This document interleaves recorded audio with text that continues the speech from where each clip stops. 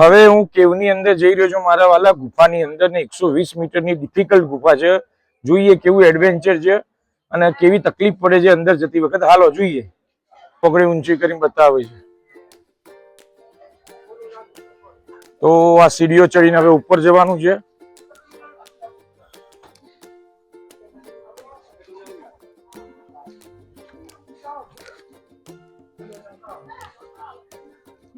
કાકા તમે આવી શકો તો જ આવજો. બેસો, ડ્રાઈવર બેન જોડે બેસો કાકા, હું જઈને આવું છું. You wait I am coming. ઓહો, અઘરું જો. એમ તો કોઈ અઘરું નહીં. કાકાને થોડી તકલીફ પડે એવું હતું તો કાકાને મોકલી દીધા પાછા. એમ તો જુઓ આ કાકા ને કાકી કેવા જાય. હેલો. હા જો સ્ટ્રોંગ.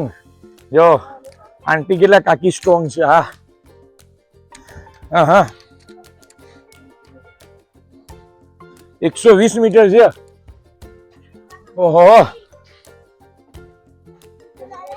હા છોકરું આવ્યું ભાઈ, છોકરું આવ્યું. આજે પૂરેપૂરું ટ્રેકિંગ થઈ જવાનું છે. ઓહો મારા વાલા, ઉપર જવાનું છે. જવું કે નહીં તમે કહેતા હોય જવું. 120 મીટર ચડવાનું છે, અઘરું છે. જો એક કાકા આવી રહ્યા છે અને બેન છે છત્રી લઈને આવે. જો તડકો ના લાગે એટલે છત્રી લઈને આવું છે.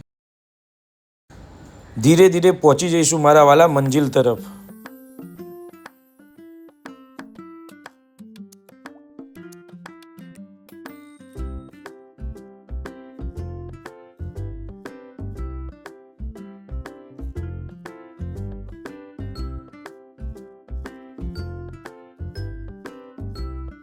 એ પેલી ગુફા દેખાય સામે, બસ એટલે જ જવાનું છે.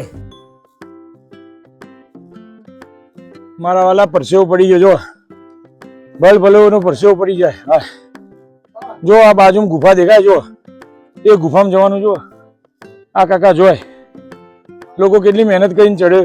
કારણ ટિકિટના પૈસા એ ખર્ચ્યા ને. આ ટિકિટ લીધી પર જવું પડે. જુઓ ઉપરથી વ્યૂ જુઓ. લોકો